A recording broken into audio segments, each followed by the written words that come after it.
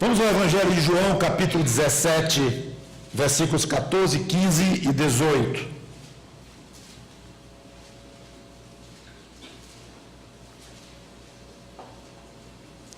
João 17,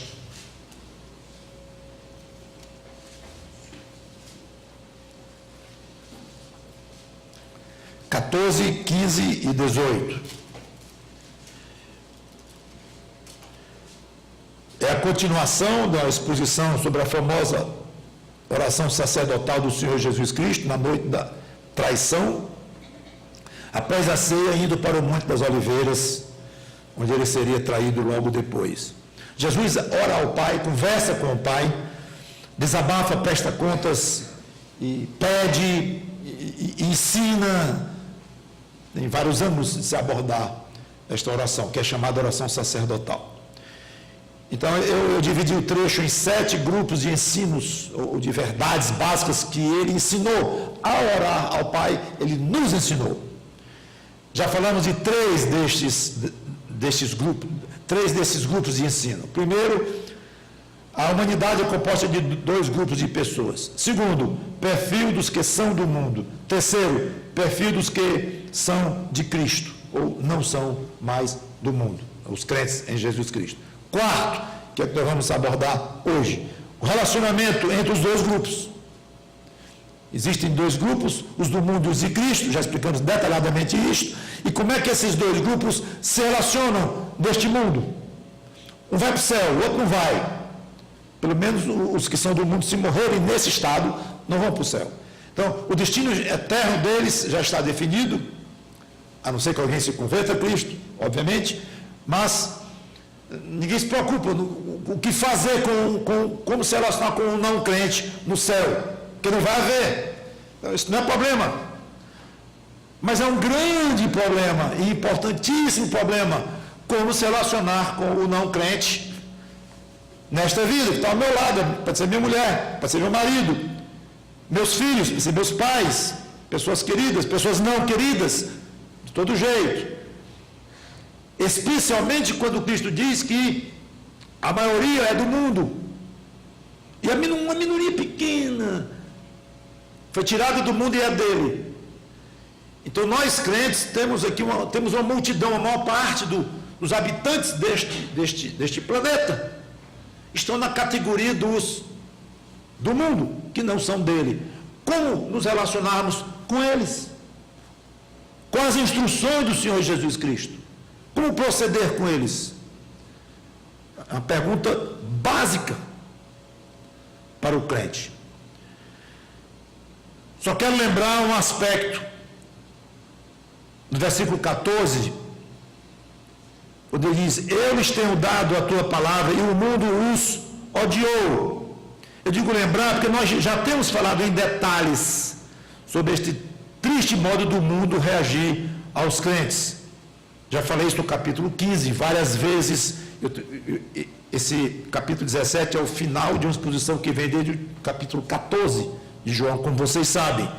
Então, sem repetir, eu quero apenas dizer de uma forma muito resumida: além de odiar os que são de Cristo, o mundo os persegue.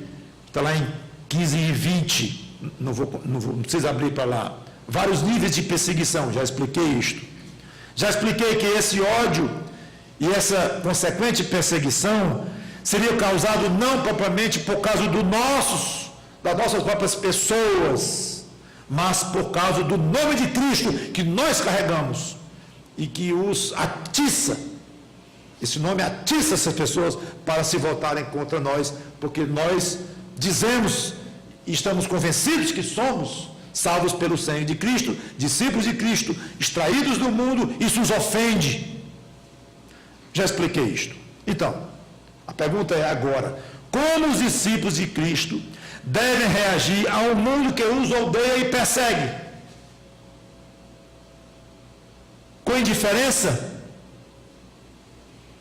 Seria uma boa ideia à primeira vista, mas na realidade é uma péssima ideia, porque a indiferença é desprezo, e desprezo não cabe nos planos de Deus.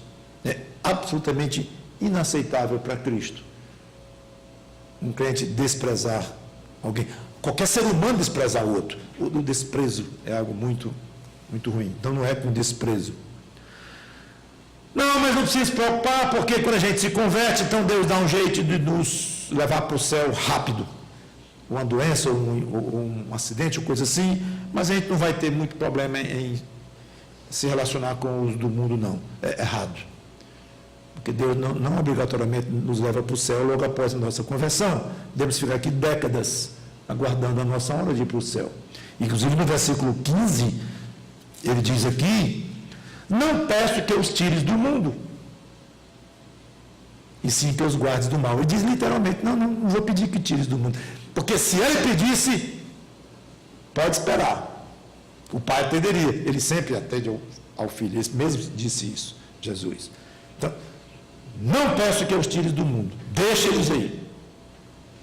Até o dia que Deus quiser. Então não é solução ficar esperando a morte a qualquer momento depois da sua conversão. Se prepare, porque pode ser um longo tempo aqui, com um mundo, literalmente um mundo de pessoas hostis ao redor. Já expliquei as várias formas desta hostilidade e tal, não vou entrar nisso hoje. Ah, mas uma ideia boa! Nem céu, nem mundo. Um mosteiro. Nem uma coisa, nem a outra. A gente se reúne um bocado de crentes juntos e vamos para um mosteiro ou para um retiro qualquer, ficamos lá isoladões, esperando chegar. A ideia pode até ser boa por alguns anos, mas não funciona bem, pelo menos para a maioria. Se alguns são chamados para isso e ficam mais tempo do que outros em reflexão, e tudo bem. Mas não é a solução de Deus para o crente que se converte e não vai para o céu logo, e para evitar o mundo, corre e se isola no mosteiro. Não é a solução. Versículo Mateus 28 e 19 mostra claramente que este não era o plano de Cristo. Quando ele diz aqui, eu vou só, Mateus 28 e 19, são passagens circunstanciais aqui. Ide, portanto, fazei discípulos de todas as nações, isolados no mosteiro. Não dá. Não é o plano dele. Então vão. E preguem, façam discípulos, vivam suas vidas normais, não só o que Jesus falou, mas o restante do Novo Testamento deixa claro isso, com várias exortações para a família, para o pai, para a mãe, para os filhos, então é evidente, para os empregados, para os patrões, para todo tipo de relação social, familiar, humana. Pode continuar. Paulo até diz: quem é escravo obrigatoriamente tem que se libertar, não, se puder, tem a oportunidade de se liberte, mas não é obrigado. Agora você se recusar a se tornar escravo de alguém, porque agora você acredita, não, continue, se puder, se liberte. Cada um fica na situação em que foi chamado. Isso é uma maneira de dizer: toque a sua vida, obviamente com as mudanças morais e comportamentais necessárias, sociais e todas as outras consequências, mas não se isolando. O versículo 18 contém a pista para a nossa pergunta, então, voltando a João 17.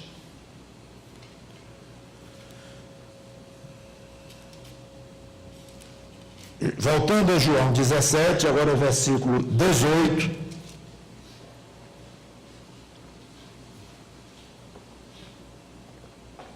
Assim como tu me enviaste ao mundo, também eu os enviei ao mundo. Essa é uma pista, ou talvez a pista mais importante, pelo menos neste contexto da oração de Cristo, quanto à pergunta: como é que os crentes vão fazer com relação aos do mundo? Assim como ele dizendo ao Pai: tu me enviaste, eu os envio ao mundo. Duas coisas aqui. Os crentes têm uma missão no mundo. Eu toquei nisso na pregação passada e falei alguma coisa, mas eu vou aprofundar Aliás, o tema da própria pregação é em missão no mundo. É o tema da pregação. Então eu vou aprofundar nessa questão da nossa missão no mundo. Porque tem tudo a ver com a pergunta: como é que nós vamos proceder no mundo aqui? Isso é chave para a sua vida. Não é só a sua vida espiritual, ou sua vida cristã, ou sua vida religiosa, ou sua vida eclesiástica, em termos de igreja. Não, não. É sua vida. Isso é importantíssimo para a sua vida. Entender que você tem uma missão. O crente jamais deve passar a vida aqui em clima de passar o tempo, aguardando o dia de ir para o céu, ou o dia do arrebatamento do Senhor Jesus Cristo, e enquanto passa tempo, se concentra, adivinha em quê? Nas coisas que o atraem, no mundo tão atraente, e em coisas que não deveriam ser a prioridade, mas foram, mas não deveriam ser mais porque agora ele se converteu.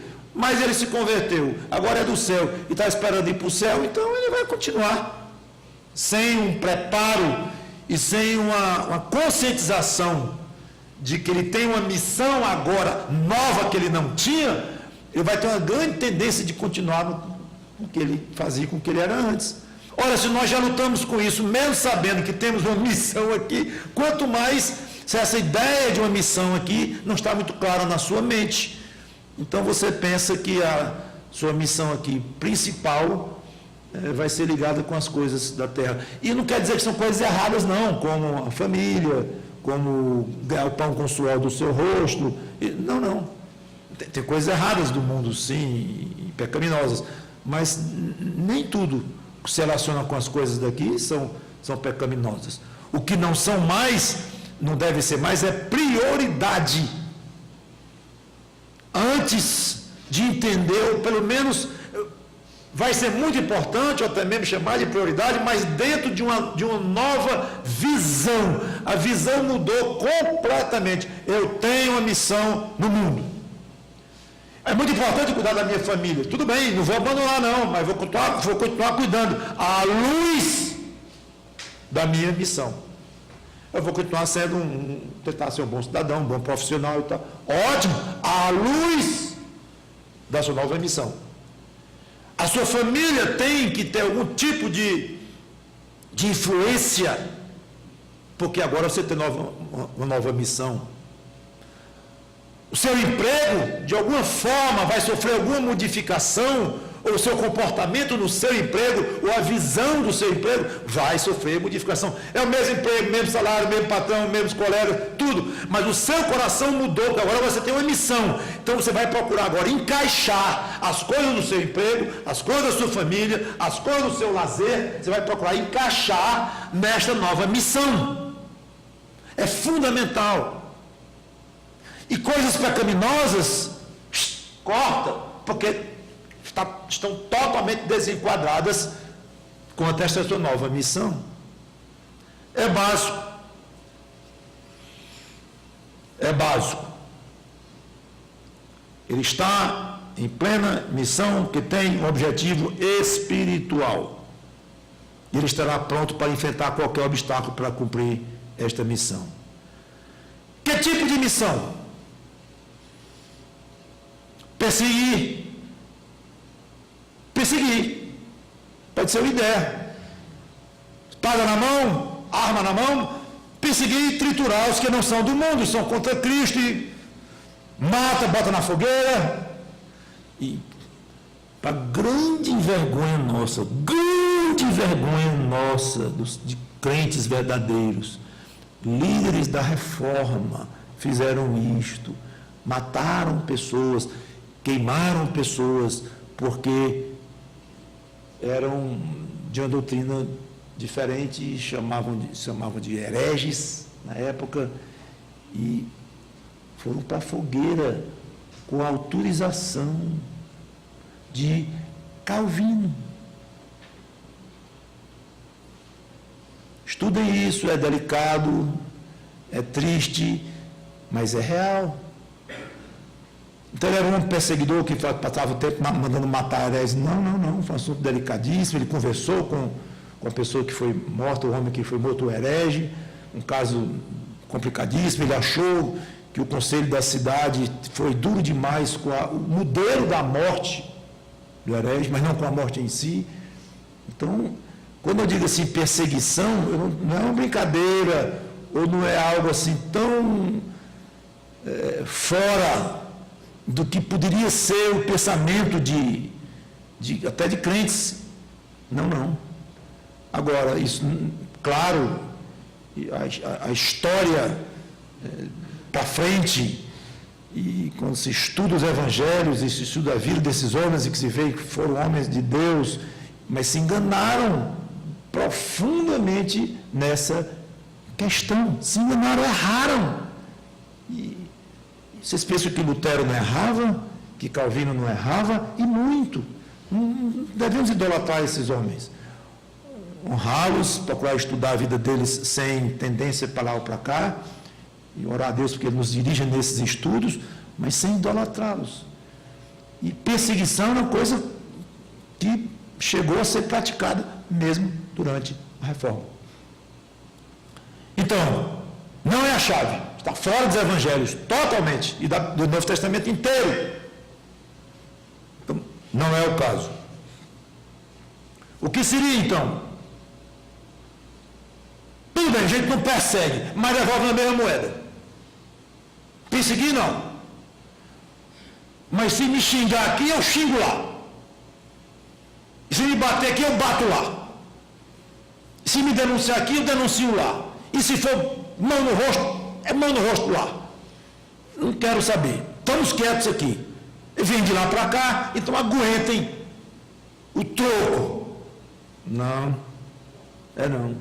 Não é solução de jeito nenhum também.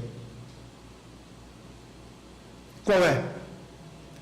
Nós temos uma pista fantástica aqui no versículo 18. Esta missão deve ser imitativa, profundamente correlacionada com a missão de Cristo. Vou ler de novo.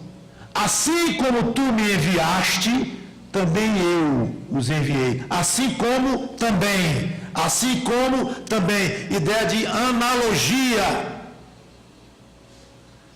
Então nós estaremos pisando em terreno muito seguro se nós fizermos assim. Eu vou estudar a missão de Cristo neste mundo, algumas características da missão dele neste mundo, e vou fazer a minha missão aqui, vou entender que a missão que ele quer de mim como crente é desse jeitão, deste tipo, porque da maneira como ele foi enviado pelo Pai, ele me enviou, então eu vou querer imitá-lo, até onde possível. Terreno seguríssimo, que é o que nós vamos fazer aqui. A missão que Cristo deu aos discípulos, ela é equivalente à que Ele deu a nós. A missão que Cristo deu aos discípulos é equivalente à que Ele recebeu do Pai. São análogas. Então, sabendo algumas características da missão de Cristo, eu vou aprender muito sobre a nossa. É interessante como nós vamos ver analogias em várias partes das Escrituras. Vamos fugir agora um pouco de João 17. Jesus não tratou desses detalhes na sua oração sacerdotal, como eu falei, ele estabeleceu bases e doutrinas básicas, mas ele não desceu em detalhes em nenhuma delas. Mas o versículo 18 está lá. A missão que eu tive de ti deve ser continuada neles. Então vamos aprender desta missão. Algumas características da missão de Cristo ao mundo. Primeiro, salvar os pecadores. 1 Timóteo 1,15.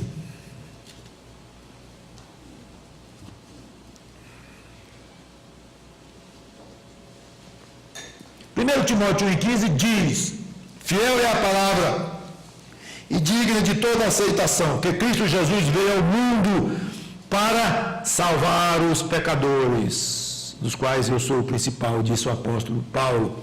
Ele próprio, agora em Lucas 19:10, se eu vou puxar esses dois versículos, obviamente teríamos dezenas, e só esses dois, para caracterizar esta característica básica da missão de Cristo recebida do Pai.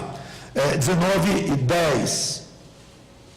Porque o Filho do Homem veio buscar e salvar o perdido. Quem disse isso? Ele próprio. Claro que esse é o aspecto principal da missão dele e absolutamente exclusivo. Você não vai querer pensar em salvar alguém, por favor, como parte da sua missão. Não, a minha missão deve imitar de Cristo, ele veio salvar pessoas, eu vou salvar também. E aqui aparece né? Sou o Salvador. Isso não tem nada a ver com o discípulo de Cristo, porque só ele é Salvador do mundo, obviamente. Ninguém mais.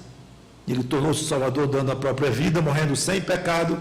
Acabei de explicar na ceia, não vou entrar em detalhes mais. Salvar os pecadores. Missão nossa. Podemos imitá-lo nisto? Podemos. Mas como? Há uma passagem interessante aqui, 1 Coríntios 9:22.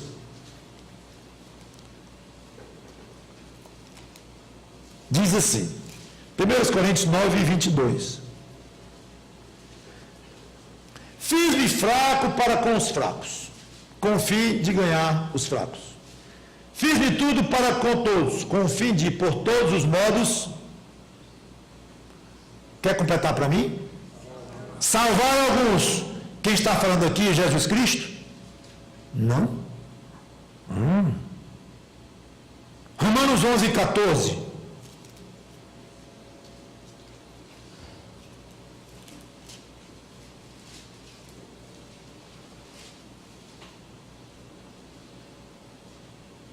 Para ver o 13, dirijo-me a vós outros que sois gentios, visto, pois que eu sou apóstolo dos gentios, verifico o meu ministério para ver se de algum modo posso incitar à emulação os do meu povo e salvar alguns deles. Quem está falando? Cristo? De novo, não. Paulo, como é que pode? Ele falou em salvar a gente, salvar gentios, salvar judeus. Ele estava tão interessado em levar a salvação para as pessoas, tão envolvido com o ministério da salvação de almas, que ele fala como se ele próprio pudesse salvar. É uma forma de se expressar como significando levar a salvação a alguns. É Jesus que continua salvando do céu, dia a dia, através do Espírito Santo, que ele enviou ao mundo. Só que ele quer que os seus discípulos se envolvam com a salvação das pessoas do mundo de uma maneira profunda. E Paulo levou isso tão a sério que dava até a impressão que o Salvador era ele. Então queria salvar alguns. E não vai dizer para Paulo, você não salva ninguém. Ele ia dizer, é óbvio que ele sabe disso. Mas vejam o tamanho da profundidade do envolvimento dele. Aí sim ele está imitando o aspecto salvífico da missão de Cristo. Ele não pode salvar, mas apresenta pessoas a Cristo. Um amigo meu uma vez viu um homem atropelado e fez uma coisa que eu acho que a grande maioria de nós hoje, pelo caos do serviço público e das autoridades, etc., você chegar num hospital com alguém ensanguentado, você está bastante comprometido, você pode ser chamado várias vezes a depor, vai ser muito complicado. Então, infelizmente, muitos desviam, mesmo deixando uma pessoa ali moribunda, talvez vai morrer por causa de uma assistência. Não estou justificando que nós deixemos de fazer isso, mas a maioria não dá assistência com medo das próprias autoridades, que é quem deveriam nos dar mais apoio a quem está fazendo o bem, a quem está precisando. Tudo bem, mas esse amigo meu, que inclusive não é crente, ele teve a coragem e parou o seu carro, colocou a pessoa dentro, melou de sangue o carro dele todo e tudo, mas levou. Ele não era médico, ele não podia fazer nada pela pessoa diretamente, mas ele levou aos médicos. e provavelmente salvou a vida daquela pessoa. Então você não é salvador, o apóstolo Paulo não é salvador, mas pode levar até o Salvador pessoas que precisam daquela salvação que só Cristo pode dar. Então a primeira maneira de nós retribuirmos o ódio do mundo é levando a salvação a eles. E, vejam aqui o sentimento que Paulo tinha com relação aos judeus. Se você puder imitar esse sentimento no seu coração, seria um espetáculo. E eu também. Romanos 10:1, eu já estou lá. Irmãos, a boa vontade do meu coração e a minha súplica a Deus a favor deles são para que sejam salvos. Paulo chegou uma vez ao extremo de até desejar sair da lista dos salvos por amor ao povo judeu. É uma retórica, ele mesmo foi que pregou que uma vez salvo, a pessoa sempre continua salvo. Ele jamais poderia deixar de ser salvo, ser excomungado, tirado da presença de Deus. Mas é uma maneira retórica dele dizer, eu quero tanto, que eu até mesmo sacrificaria minha própria alma por isto. Esse é um sentimento, colocado por Deus, certamente. Então peça a Deus esse sentimento, peça a Deus uma convicção que você precisa levar a salvação para outras pessoas. Segunda missão de Cristo, anunciar o Evangelho e dar testemunho da verdade. Poderíamos até dizer, anunciar o Evangelho dando testemunho da verdade, que as coisas estão muito ligadas. Lucas 4:43 diz assim, Lucas 4:43, já estou lá, eu não vou ficar o tempo todo dizendo eu já estou lá, mas eu estou chegando rápido, porque são várias passagens, então se você é rápido, você vai comigo. Se você não é rápido, você simplesmente ouve o que eu vou ler. E se gosta de anotar, depois você vê no site, está tudo lá, o texto, os versículos todos. Ok?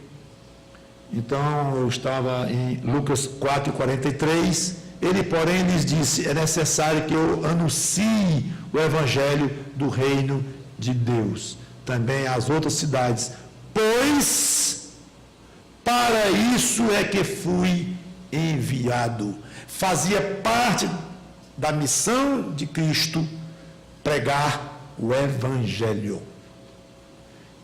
João 18:37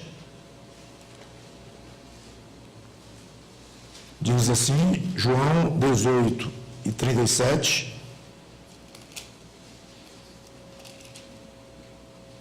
então lhe disse Pilatos, logo tu és rei? Respondeu Jesus, tu dizes que eu sou rei. Eu para isso nasci. Olha a missão dele. Eu puxei passagens que falam da missão dele. Eu para isso nasci, para isso vim ao mundo. Para quê, Senhor Jesus? Para dar testemunho da verdade. Todo aquele que é da verdade ouve a minha voz. A salvação que ele operou na cruz, eu já expliquei, que ele operou foi feita na cruz em prol dos pecadores. Certo.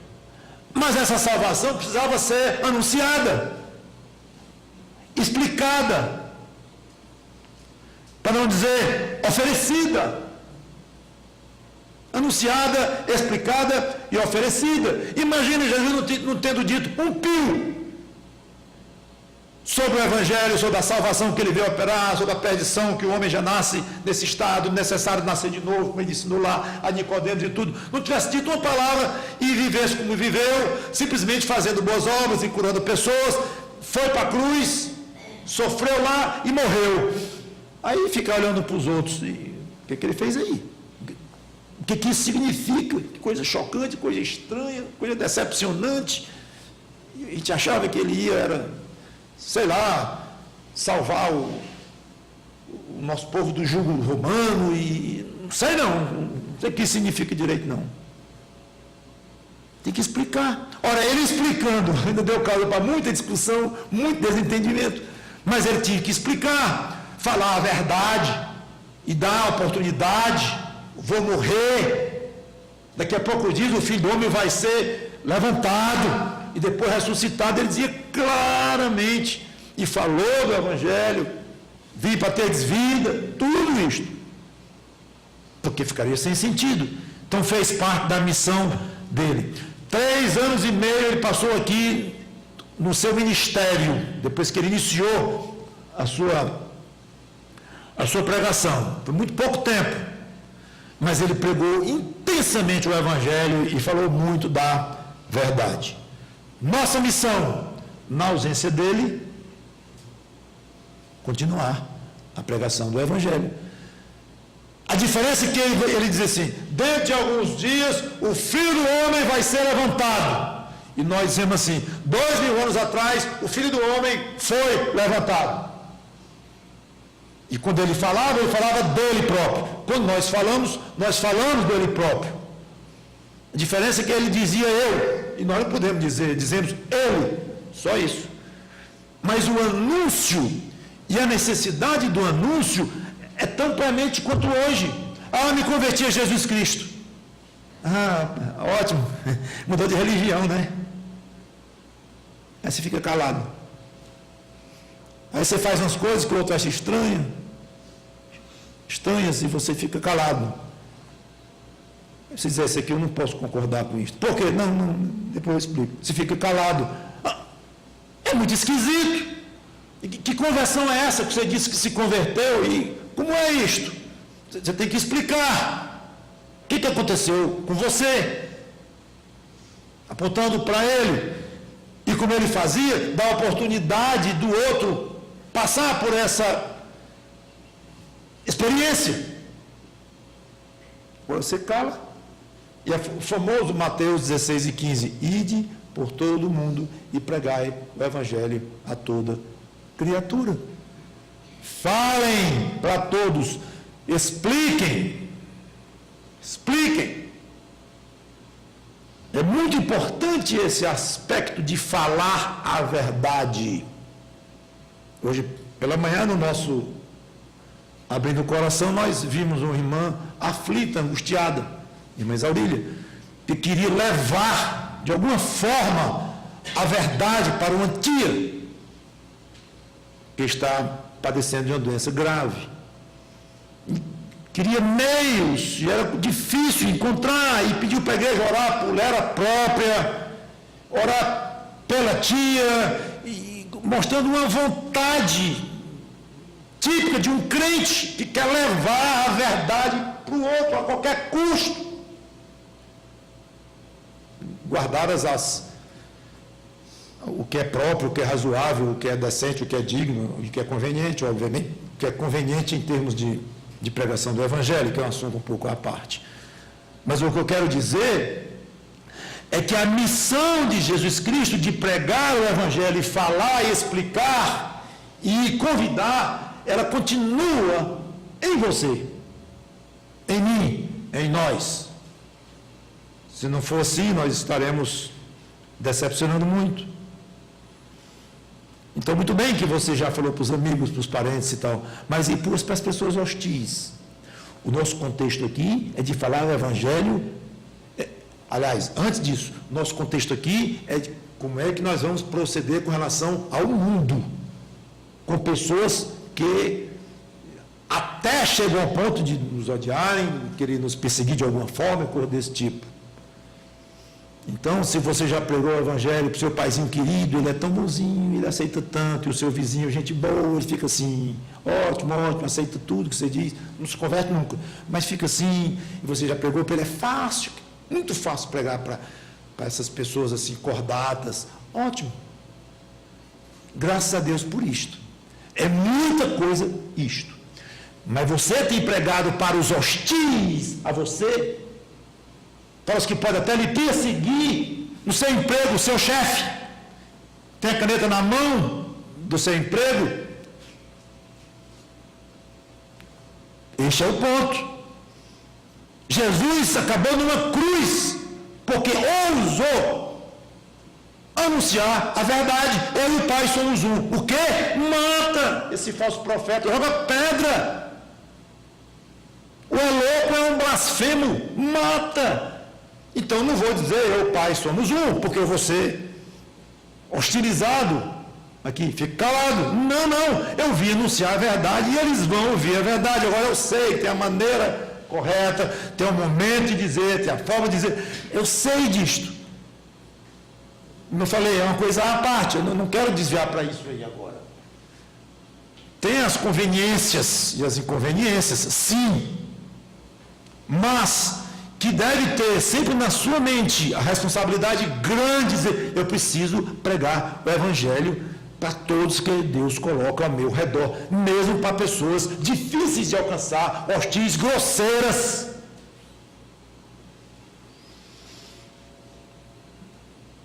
Não é fácil não.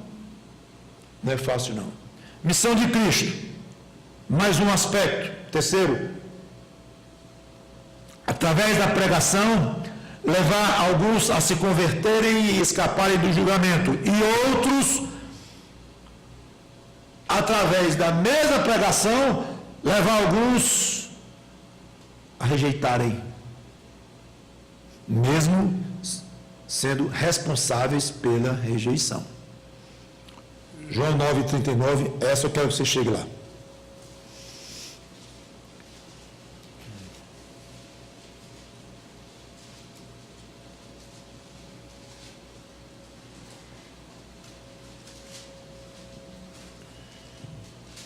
Logo depois que ele curou o cego de nascença, houve muita discussão em torno dessa cura.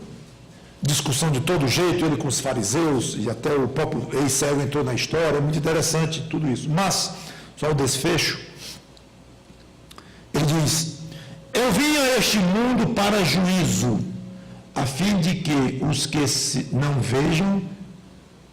veem, vejam, e os que veem se tornem cegos.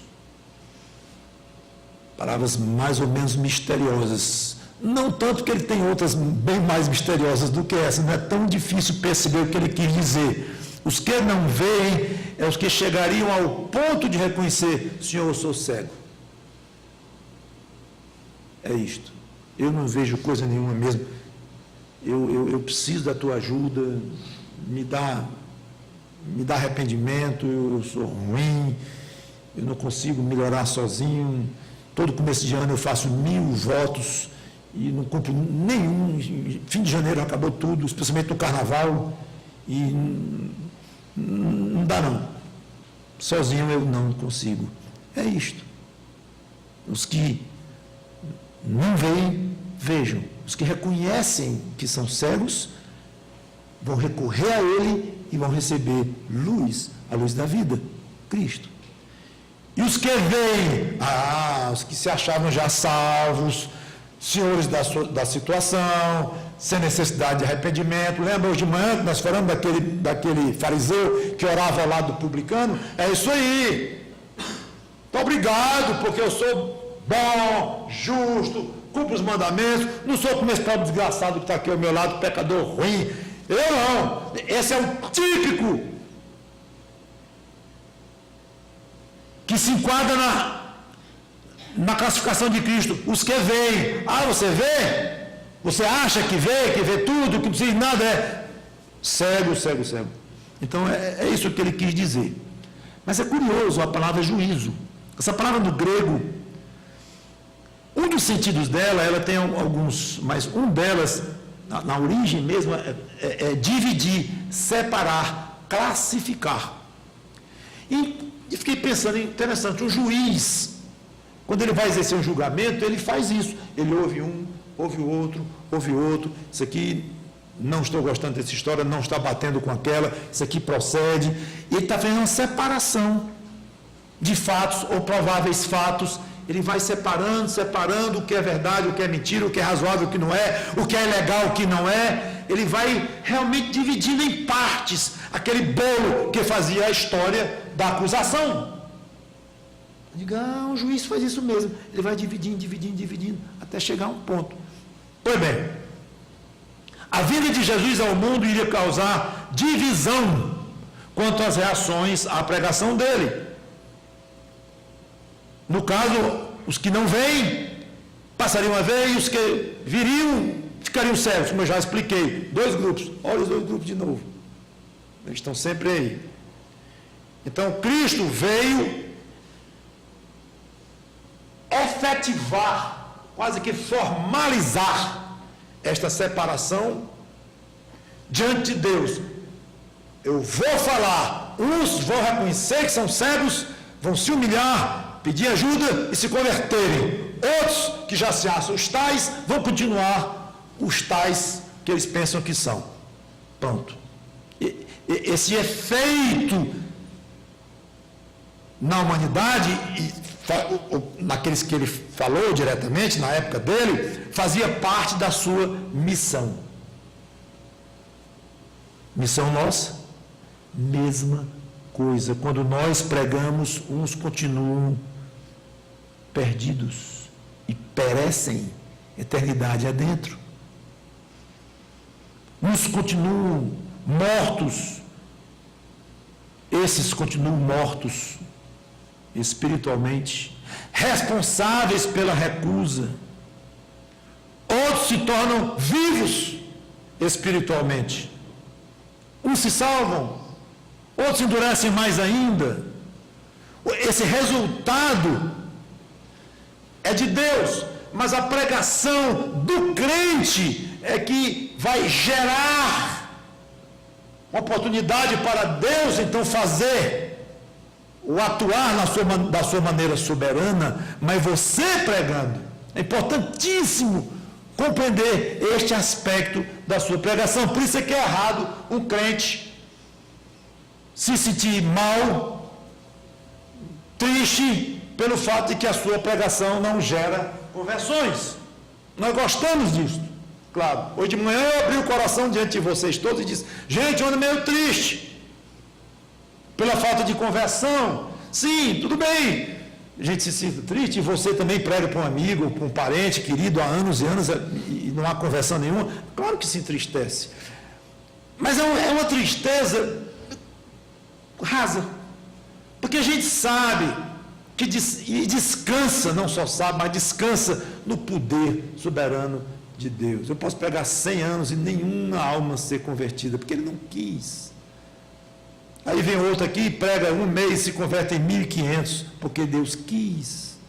É isso, é a soberania dele.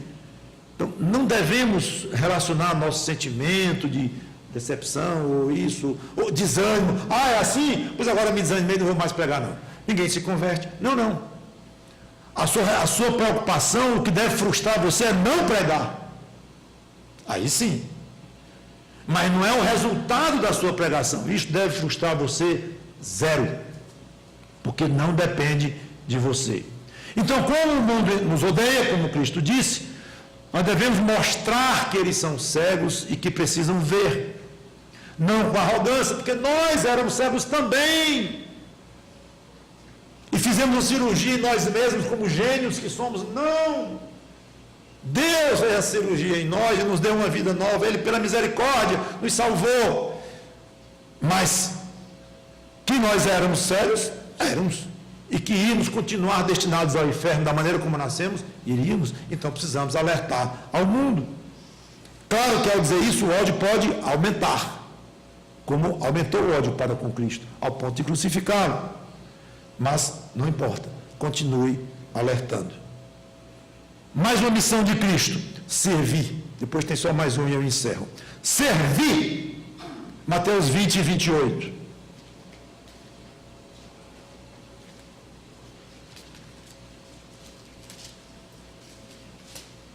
Esta é a quarta missão.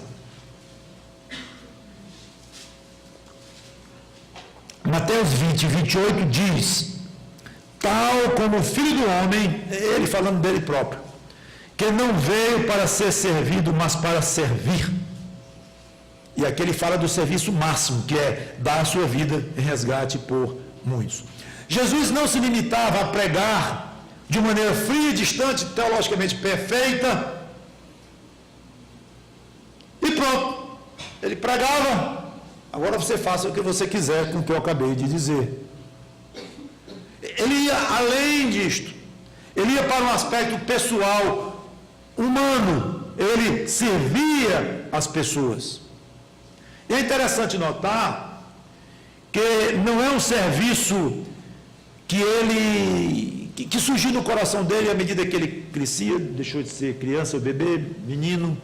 Aí, desde menino ele gostava de ajudar Maria ali, ou José, ou alguém, o vizinho, foi crescendo mais adolescente. Ele era bem serviçal, bem prestativo, ele gostava de fazer isso. E aconteceu dele se tornar um adulto que gostava de servir. Não!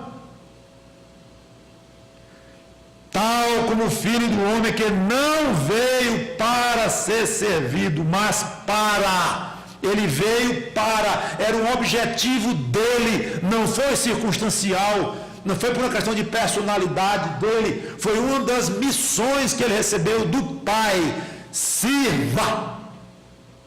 É importante notar isso. Todos esses versículos que eu estou falando aqui, dando base para esses aspectos da missão de Cristo, falam claramente que era missão dele fazer essas coisas.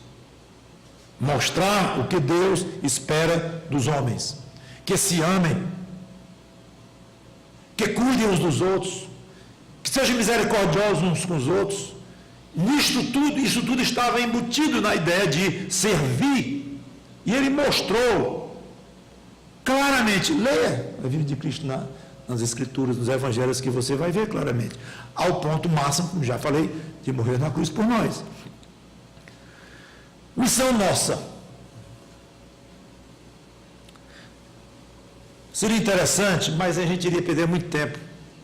Mas seria muito curioso. A vontade foi grande. Dá um papel para cada um. Talvez antes de começar o culto. Lá na entrada. Talvez até devia ter feito mesmo. Agora você vai escrever aí os propósitos da sua vida. 3, 4, 5. Os principais propósitos. Propósitos. Não é o que você gosta de fazer, não é o que você tem feito ou deixado de fazer. Propósito. Alvo da sua existência. Agora como um filho de Deus. Escreva aí. Seria muito interessante saber se estaria lá o verbo servir. Seria muito interessante saber. Eu fui quase malvado com vocês em não ter feito isso, porque seria uma experiência muito rica para você mesmo. E eu acho que você ia ficar morrendo de vergonha diante de Deus, porque ninguém ia ler o seu papel, só você próprio. Mas diante de Deus, talvez você fosse ficar com muita vergonha. Meu Deus, eu não coloquei servir. Ah, mas seria interessante você servir. Interessante não, é uma missão, tanto quanto foi missão dele. Eu vou dizer de uma maneira forte, era uma responsabilidade, eu vou dizer mais forte ainda, era uma obrigação dele, Jesus Cristo, diante do Pai, servir. O fato de ser obrigação não quer dizer que ele fazia sem prazer e com muito amor, como obviamente ele fez, mas que era obrigação, gente, era. Porque ele assumiu diante do Pai uma missão aqui na terra com várias características, e uma delas era servir. Da mesma forma, não é opcional para você servir, agora que você é crente e quer continuar a missão de Cristo aqui nesta terra, não. É a mesma coisa. É mandatória essa atividade. Vou ler só Mateus 20, 25 a 27.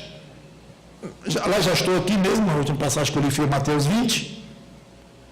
Então Jesus chamando-os disse, estou em Mateus 20, 25 em diante. Então Jesus chamando-os disse, sabeis se os governadores dos povos os dominam e que os maiorais exercem autoridade sobre eles. Não é assim entre vós. Olha o peso das palavras dele agora. Não é assim entre vós. Pelo contrário, quem quiser tornar-se grande entre vós, será esse o que vos sirva. E quem quiser ser o primeiro entre vós, será vosso servo. Aí vem o versículo 28 que eu já li. Tal como o Filho do Homem. Veja a associação que ele faz com a missão dele e com a nossa. Da maneira como disse lá em João 17, assim como o Pai me enviou ao mundo e agora eu vos envio, que ele relacionou a missão dele com a nossa, de novo aqui. Vocês devem fazer assim, assim, assim, tal como eu fiz assim, pois façam também. Por fim, antes de ir para o último, eu leio João 13, 14 a 17. João 13, 14 a 17, que diz: ora, se eu, sendo o Senhor e o Mestre, vos lavei os pés, logo depois de ter lavado os pés, né, dos apóstolos, também vós deveis lavar os pés uns dos outros, porque eu vos dei o exemplo, para que, como eu vos fiz, façais vós também. Mais uma vez, a analogia direta entre o que ele fez e o que nós devemos fazer. Em verdade vos digo que o servo não é maior do que o seu senhor, nem o enviado maior do que aquele que o enviou. Falando dele agora. Foi enviado pelo Pai. Ora, se sabeis estas coisas, bem-aventurados sois, se as praticardes. Servir. Não vou aprofundar nesta questão do serviço, que é um mundo aqui para nós explorarmos, mas a pergunta pode estar aí tinindo no seu ouvido: servir a quem? Servir a quem? Aos seus superiores, é claro. Não é claro não. É servir a todos. Todos. São seus superiores no mundo, se tem mais posição, mais dinheiro, se tem seu emprego na mão, não interessa. Servir a todos, indistintamente, e mesmo quando nos perseguem. Ao contexto da pregação inteira, como vamos fazer com os que são do mundo. Eu não sei se na prática você gosta muito desta ideia, você tem praticado muito isto, não. Você tem servido a quem é hostil a você? Pense e responda para você próprio. Última característica da missão de Cristo, poderá ter outras, mas eu só anotei estas. Cumprir a lei. Mateus 5,17, ele veio cumprir a lei. A lei de Moisés, a lei de Deus, dada através de Moisés. Mateus 5,16. Seja curioso também, se você iria colocar no seu papelzinho, se uma das suas missões de vida é cumprir a lei. Mas eu já sou salvo? E daí? Aliás, não é daí não. Agora que é. Curioso isto. Lei de Moisés é para mostrar que nós não podemos alcançá-la e dar então sentido à salvação que Cristo veio operar. Certíssimo. O que mais? Que mais o quê? A lei de Moisés com relação a você. Não, ela já disse, já me mostrou o padrão de Deus moral é tão alto que eu não consegui cumprir, então pela misericórdia Deus enviou Cristo e me salvou. Isso. Então acabou o que a lei de Moisés tem para você, os mandamentos de Deus, os mandamentos básicos da lei de Deus, acabaram nisso com você. Você sabia que não ia cumprir e acabou-se?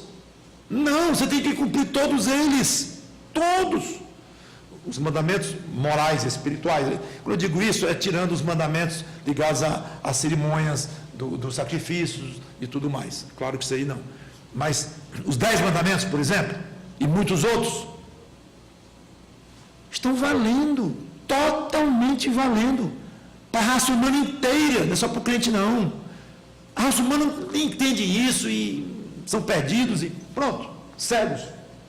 Mas nós que éramos cegos, adquirimos luz e vida em Cristo. Então agora esses mandamentos vão brilhar mais ainda, você tem que cumprir todos. Tinha pensado nisso não? Mandamento é coisa para judeu, a lei de Moisés só, ou para você usar para pregar Cristo, uma vez que a pessoa se converteu, agora esqueça os mandamentos? Não, claro que não. Então Mateus 5,17 diz: não penseis que vim revogar a lei, revogar e anular a lei, ou os profetas, não vim para revogar, mas para cumprir. O que adiantaria Jesus morrer pelos pecadores, pregar o evangelho, servir e tem uma vida fora dos padrões de Deus, descumprindo a lei de Deus. Ele cumpriu rigorosamente a lei de Deus, que exigia a perfeição total do ser humano em termos morais, espirituais. E um dos motivos pelos quais Cristo veio foi mostrar que um homem sem pecado poderia seguir a lei. Adão poderia ter seguido a lei. Claro que na época não a lei de Moisés, mas poderia ter tido uma vida comportamental perfeita. A lei dele na época era o que Deus disse: não coma dessa árvore. Estava tudo resumido ali. Ele tinha condições de cumprir. Então Jesus veio ao mundo e, como homem sem pecado, ele mostrou que a lei de Deus é cumprível pelo ser humano sem pecado. E ele fez isto. Foi um dos motivos pelos quais ele veio ao mundo, foi este aqui. E ao seguir a lei, ele se tornou um paradigma para todos que querem agradar a Deus, seguir a Cristo, que cumpriu toda a lei. Missão nossa. O que é que adianta nós tentarmos levar a salvação às pessoas, falar de Cristo para as pessoas, falar o Evangelho, sermos prestativos às pessoas, se não temos um comportamento moral nesta vida, com as coisas do dia a dia, naquilo que Deus quer para os homens? Está faltando alguma coisa, fica uma coisa torta, manca. Veja o que Cristo espera de você que saiu do mundo, aliás, que foi arrancado do mundo por Deus e colocado no reino de Cristo. Mateus 5,48. Veja só: portanto, sede vós, o que, hein? Mais ou menos razoável, ou como é aqui, o que ele está dizendo aqui? Portanto, sede vós perfeitos, como perfeito é o vosso Pai Celeste. Não a perfeição absoluta, que só vai haver no céu, mas perfeito aqui, inclusive no literal, no grego mesmo, significa um estado de completo, o melhor possível. Então isso é o que ele quis dizer: sejam completos, como Deus espera de um ser humano. Então, irmãos, estudem mais a lei de Moisés para alcançar a salvação. Não, porque a lei vai deixar claro que ninguém pode, e você já tanto sabe isto, crente, que você já desistiu de cumprir a lei para a salvação, se rendeu aos pés de Cristo, pediu perdão e ele perdoou, e você agora é salvo. Muito bem, mas agora chegou a hora de dizer: coisa boa é eu agora ficar perito na lei de Moisés, examinar o que me compete moralmente diante dos homens e diante de Deus, o contrário, melhor dizendo, o que me compete, e tentar fazer o que eu puder, sabendo que a minha salvação não depende disto. Porque se dependesse eu estava perdido, mas eu já estou salvo por outros meios, o único outro meio que Deus providenciou, via o sangue do Filho dele. Graças a Deus, estou salvo. Então não vou mais cumprir a lei porque sou salvo, ou melhor dizendo, para ser salvo, é porque você é salvo. O motivo de você tentar cumprir mudou completamente, mas o fato de cumprir continua sob a sua responsabilidade. É missão sua nesta terra. Pastor, tudo bem, mas agora o senhor desviou do assunto. Porque o que isso tem a ver com o mundo? O que tem? Foi interessante, o senhor acabou de dizer que tem que cumprir a lei, não tinha nem pensado muito nisso, tal. Mas o que isso tem a ver com o mundo? O contexto não é esse? É falar como é que nós devemos comportar com relação ao mundo? Vai lá em Mateus 5,16. Agora eu vou esperar até o último chegar lá.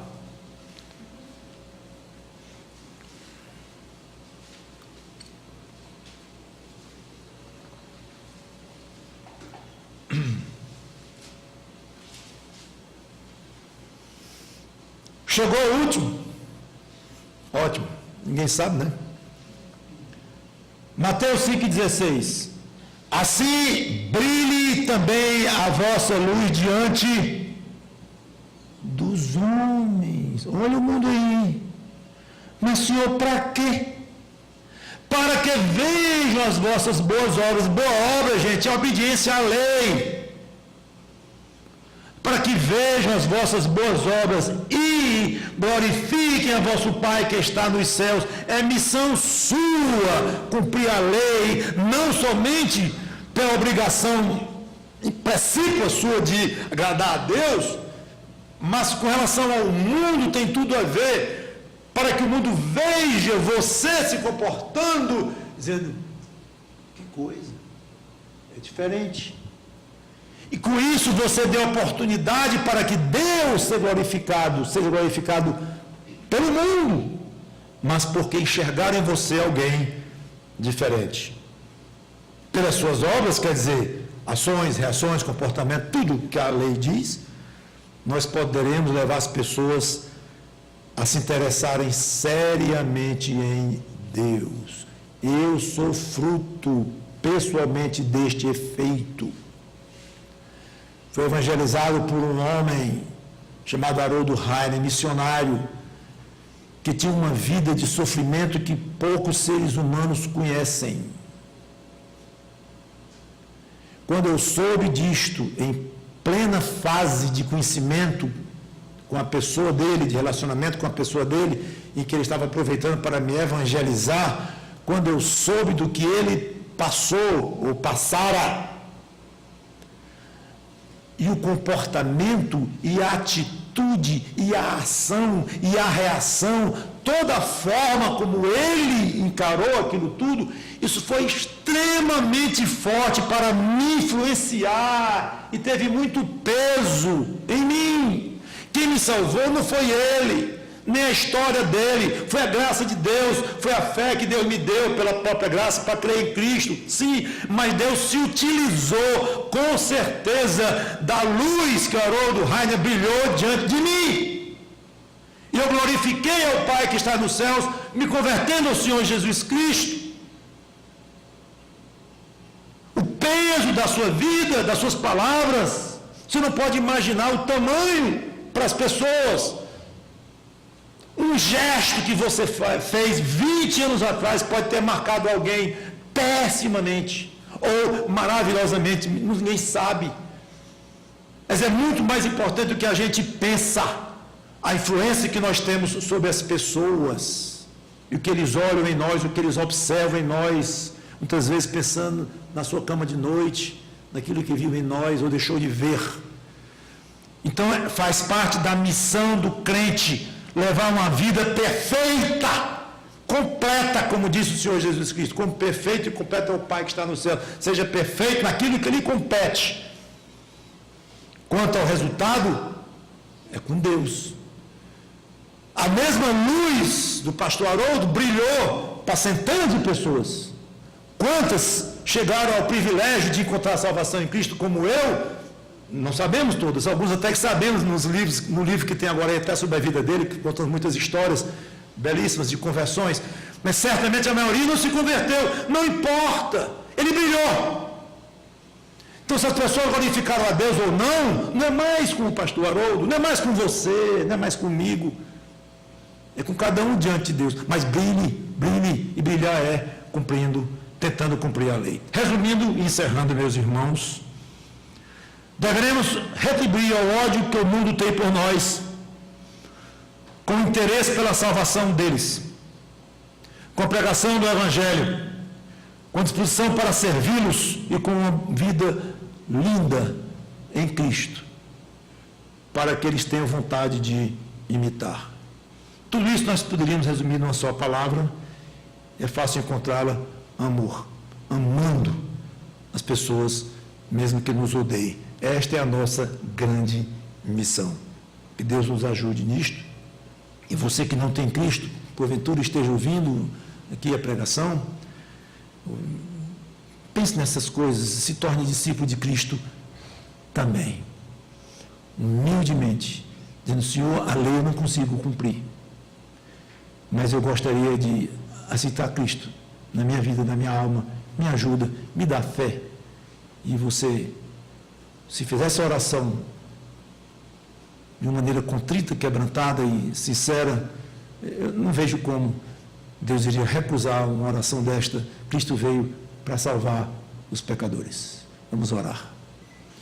Obrigado, Senhor Deus, pela tua palavra, pelas explicações que tu me deste o privilégio de dar aqui hoje à noite, que seja altamente útil na minha vida, na vida de cada um aqui, e que sejamos mais fiéis no desempenho desta missão nobilíssima que tu nos deste.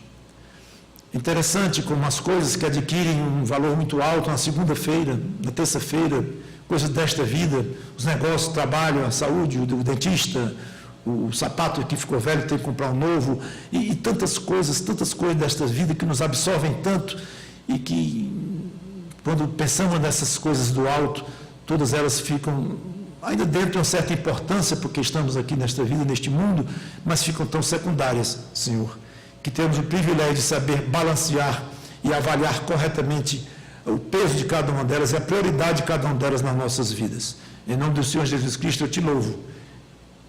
Nós te louvamos. Amém.